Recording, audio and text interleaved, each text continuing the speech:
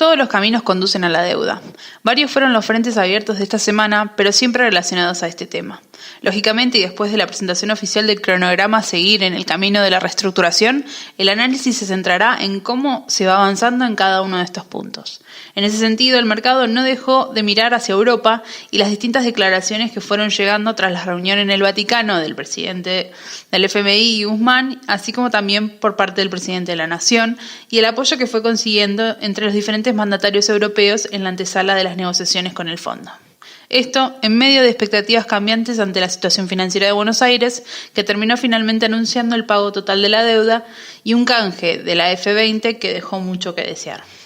Volviendo a la provincia de Buenos Aires y al no conseguir el 75% de aprobación necesaria para la postergación del pago del BP21, el gobierno de Kicillof debió finalmente anunciar que cumpliría con el compromiso inicial para evitar la caída en default. Así lo confirmó en conferencia de prensa el gobernador, quien también recalcó el uso de recursos propios y sin contar con asistencia de la Nación para hacer frente a este vencimiento. Además, abrieron la agenda oficial dando inicio al proceso de reestructuración de la deuda en moneda extranjera de la provincia, para el cual los próximos días se daría a conocer un cronograma con los pasos a seguir, siempre en sintonía con el calendario a nivel nacional. Acá igualmente vale decir que la incertidumbre y los ruidos generados por las idas y vueltas con los fondos del exterior no ayudan para nada a las futuras negociaciones. De hecho, el anuncio llegó tras varias semanas de negociaciones con los bonistas en las cuales las expectativas en este sentido no dejaron de pesar sobre los precios, no solo de los subsoberanos, sino del mercado de deuda en su totalidad. Por lo que una vez definido el escenario, los bonos provinciales reflejaron en el balance semanal mayoría de subas de entre el 5 y el 10% en promedio, donde destacamos el PBJ21 y el BP21 en 18 y 6% respectivamente. El cronograma oficial va marcando el ritmo de la reestructuración y por ende los movimientos del mercado, que fueron mirando con atención el encuentro entre Guzmán y Georgieva y el apoyo que fue consiguiendo Fernández a la par en su gira europea. Esto recordemos después de que el Senado aprobara finalmente la Ley de Sostenibilidad de la Deuda. La lectura del encuentro fue sin dudas positiva y dio lugar a hablar de los primeros lineamientos del acuerdo con el FMI y los sectores privados, de los cuales se podría incluir una postergación del vencimiento por 3 o 4 años en el caso de la deuda privada, sin pagar intereses durante un periodo de gracia, y entre los cuales se rumoreó una quita del valor presente del 15%. Además, se habló de un acuerdo de pago a 10 años con el FMI en el marco de un fuerte compromiso fiscal y sin contar con dinero del fondo.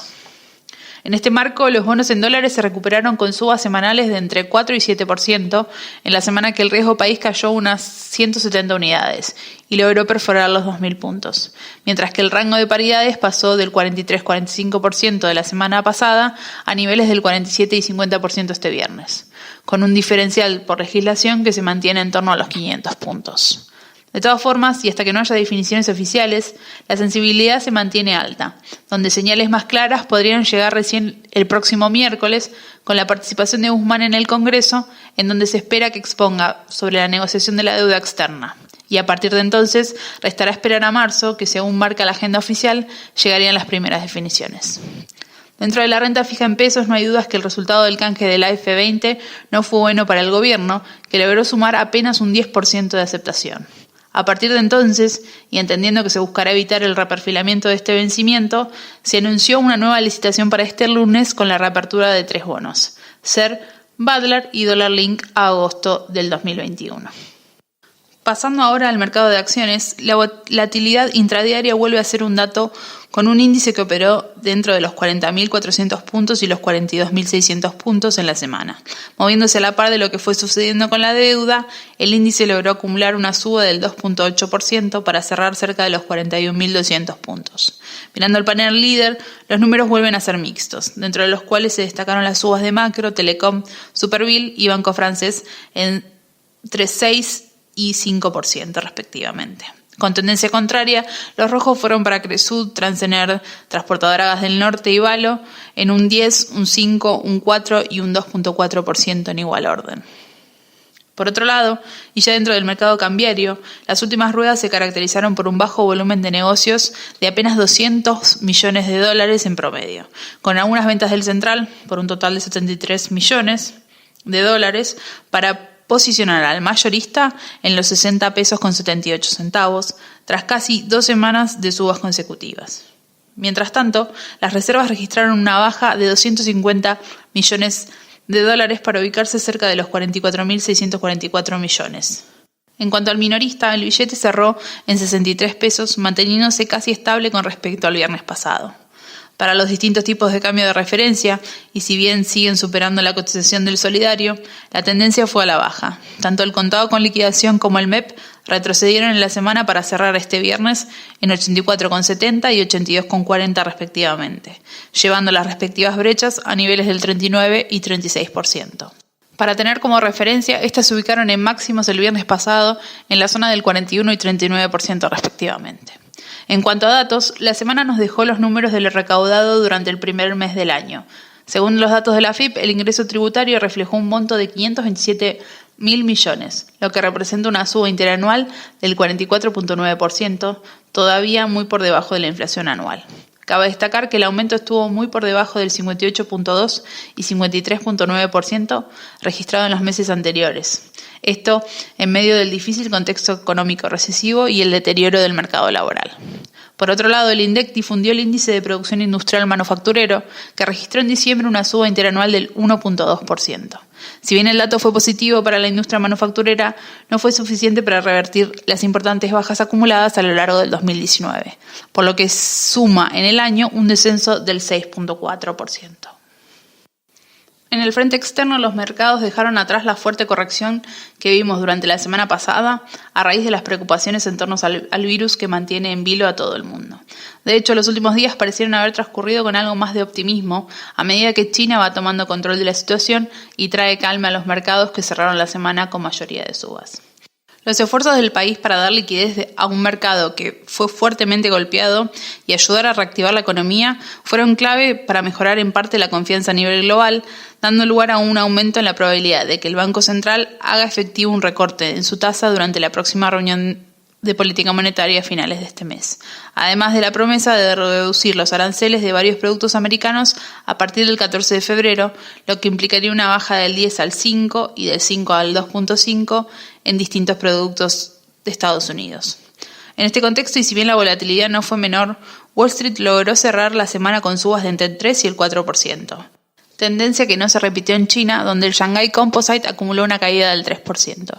En Europa, los números fueron positivos en lo que sería la primera semana con el Reino Unido oficialmente fuera de la Unión Europea. Aquí, los riesgos en el corto plazo se encuentran en las posibles tensiones que puedan surgir en las próximas negociaciones.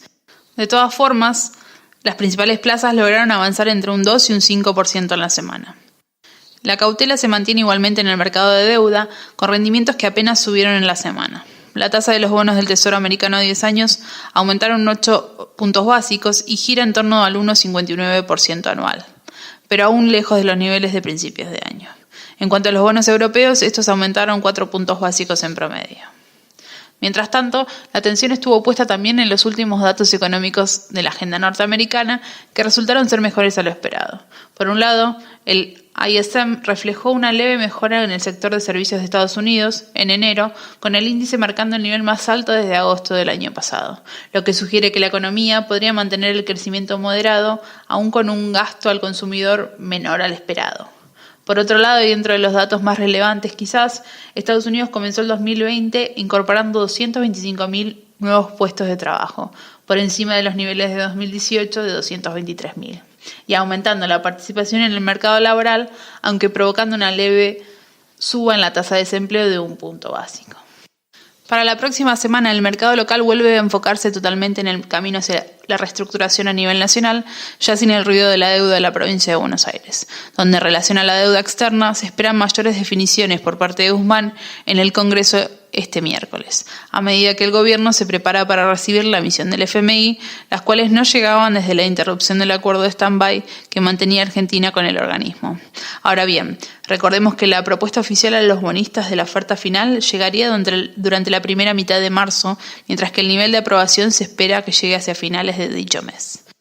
Ahora, en el plano internacional, la semana promete mantener alta sensibilidad en donde llegarán algunos datos económicos importantes. Entre ellos, la inflación de enero de los Estados Unidos, que se espera se ubique en torno al 2,5% anual, superando el 2,3% del mes pasado, así como también la performance de la producción